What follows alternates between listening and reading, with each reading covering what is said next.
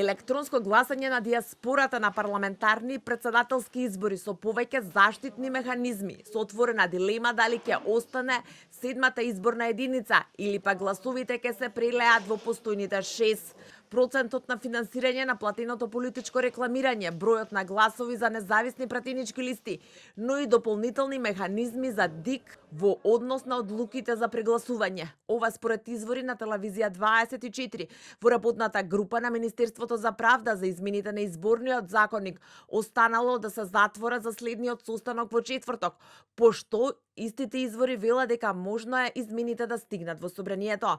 Електронско гласање со отпечаток од прст на диаспората за претседателските и парламентарните избори, но не и за локалните.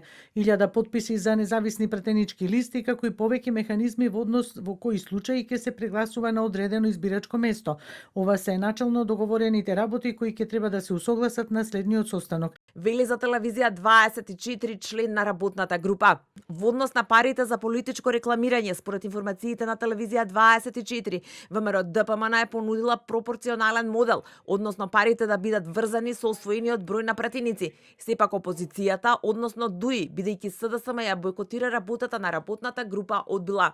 Во игра се проценти, односно по 43% за двете најголеми партии во власт и во опозиција, 6 или 7% за партии со пратенички групи и по 4% за партии без пратенички групи и вон парламентарни партии. Вели за телевизија 24 член на работната група дека работата е при крај и официјално соопштуваат од Министерството за правда. Целта на предложените измени е понатамошно усогласување на изборното законодавство со меѓународните стандарди, јакнење на правната сигурност, унапредување на транспарентноста на изборниот процес и имплементација на препораките на ОПСЕ ОДИХР.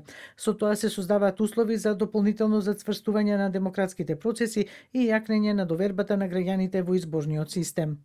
Промена на изборниот модел и една изборна единица остануваат за подобри времења, бидејќи секој представник дошол со свој предлог за бројот на единици и за праг. Дали измените на изборниот законник, кои што се дел од реформската агенда, ќе се стопнат на блокада од СДСМ во собранието, засега е неизвестно. Изборниот законник е од групата закони на кои може да се прави филибастеринг, но Венко Филипче засега се чини нема конечна одлука. Кога СДСМ ја напушти работната група, најавија таква можност, но на прашањето на телевизија 24 дали ќе го блокираат или само ќе го изигнорираат, молк, нема никаков одговор од СДСМ.